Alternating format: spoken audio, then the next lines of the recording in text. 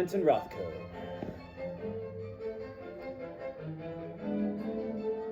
Rothko and Rembrandt.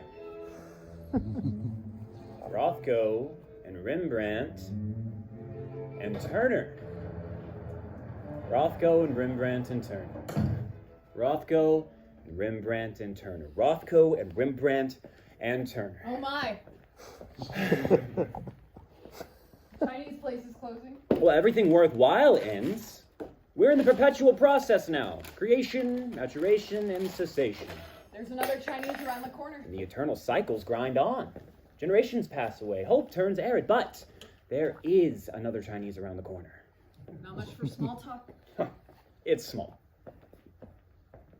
So, I went to the Modern last night. Saw the Picasso show. And? I don't think he's so much concerned with generations passing away. Don't kid yourself, kid. That man, though now a charlatan, signing menus for money like Dali, when he's not making those ugly little pots also for money. That man, at his best, he understood the workings of time. He did. Where's your receipt? Tragic, really?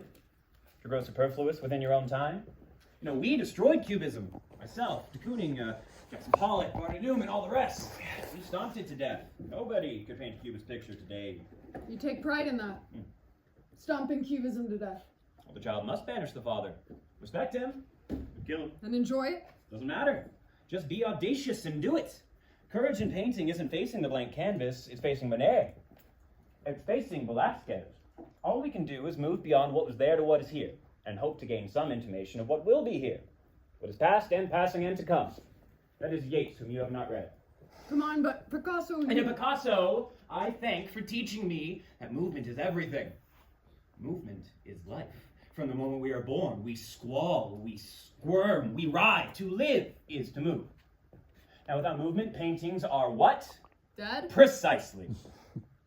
Now look at the tension between the blocks of color. The dark, light, the red, the black, the brown, they exist in a state of flux, of movement. They abut each other on the canvas, so too do they abut each other in your eye. They ebb and flow and shift, gently pulsating. The longer you look at them, the more they move. They float through space, they breathe. See, movement, communication, gesture, flux, interaction, letting them work. They are not dead because they're not static. They float through space if you let them. These movements take time, however, so they're temporal. They require time. They demand it. They don't work without it. See, that is why it's so important to me to create a place where the viewer can contemplate the paintings over time and let them move. They need the viewer. They're not like traditional pictures, like representational landscapes or portraits. Tell me why. Because they change. They move. They pulse. Representational pictures, those are unchanging. They don't require the active participation of the viewer. In the Louvre, in the middle of the night, the Mona Lisa is still smiling. Do these pictures still pulse when they're alone? That's why you keep the lights so low. Is it? To help the illusion. Like a magician. Like a play. To keep it mysterious, to let the pictures pulsate. Turn on bright lights and that stage effect is ruined. Suddenly it's nothing but a bare stage with a bunch of fake walls. What do you see? My eyes are adjusting. Just white. And what does white make you think of? Bones. Skeletons.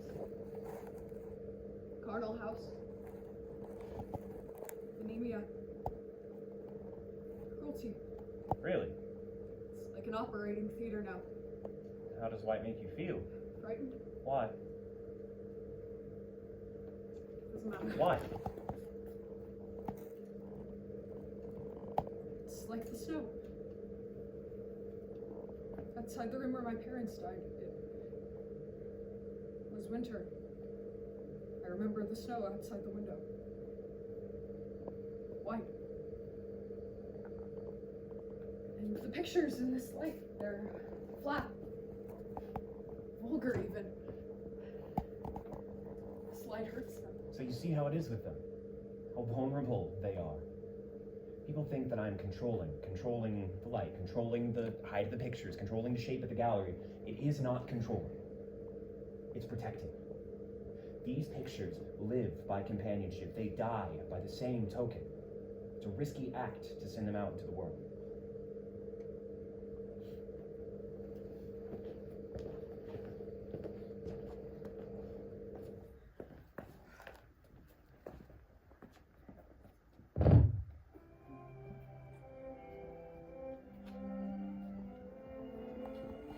You ever paint outdoors?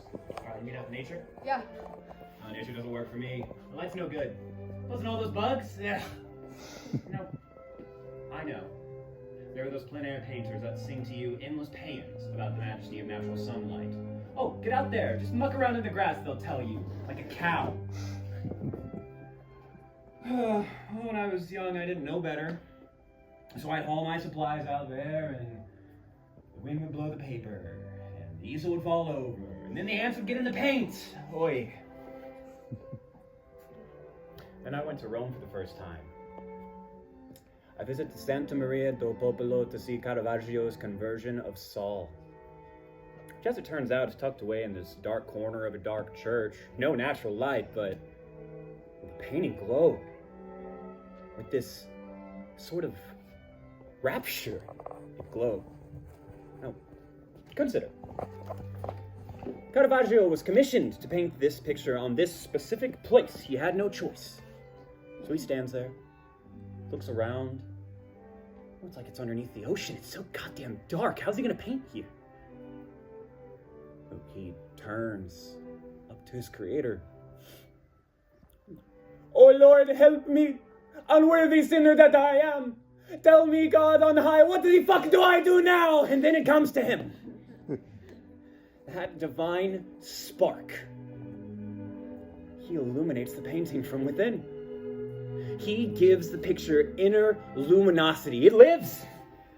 Like it's one of those bioluminescent fish down at the bottom of the ocean, just radiating its own effulgence. You understand? You see, Caravaggio, he...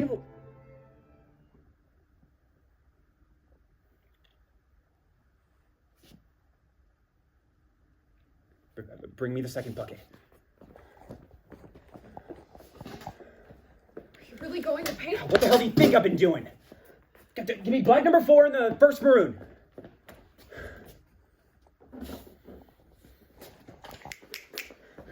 Okay, pencil black.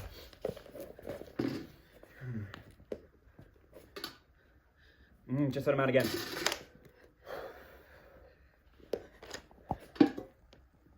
Twice that amount of red.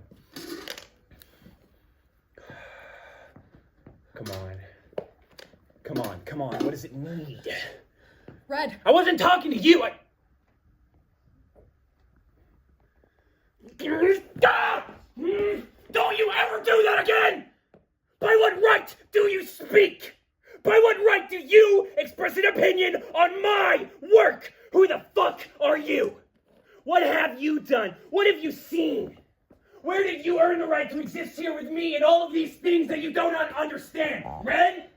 Oh, so you want to paint the thing. Okay, here's red. Have red, and red, and red. I don't even know what that means anymore. What does red mean to me? Do you mean scarlet? Do you mean crimson? Do you mean plum, magenta, mulberry, burgundy, carmine, salmon, carnelian, coral? Anything but red. What is red?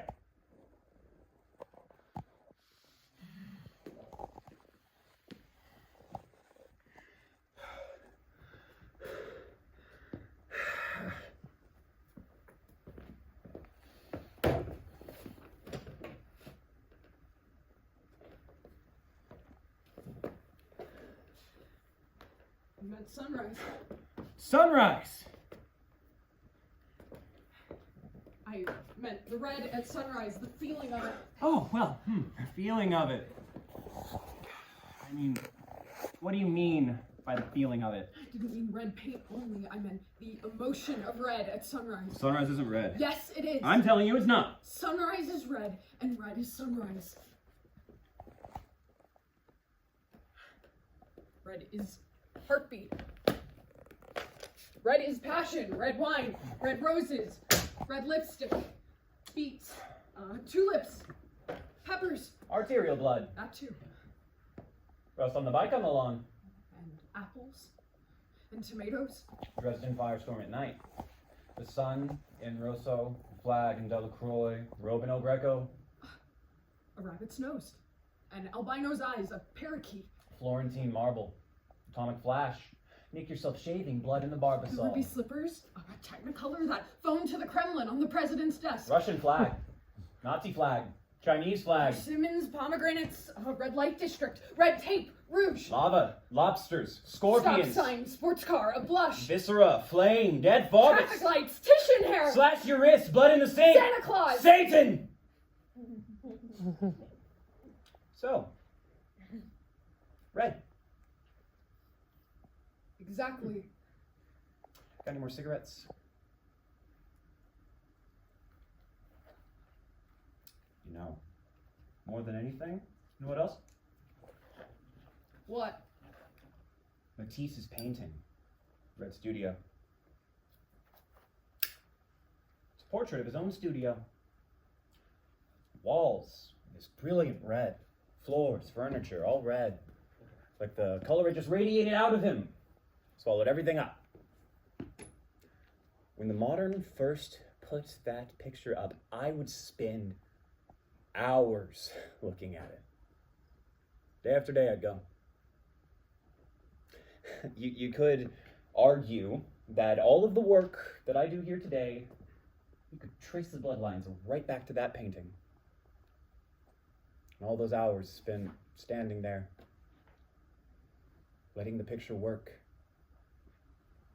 allowing it to move. The longer I stood there, the more it began to pulsate around me.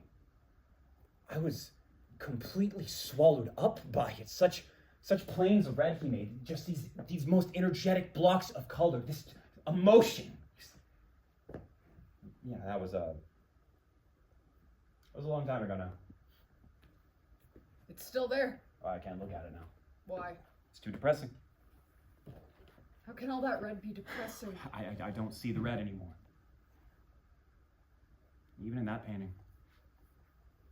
In that just total, profound immersion in red, it's there. On the mantle. It's just over the center line. Set off by yellow. All the goddamn things. Wanted it inescapable. What? Black. The color black? No, the thing.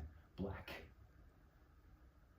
There is only one thing in life that I fear, my friend. One day the black will swallow the red.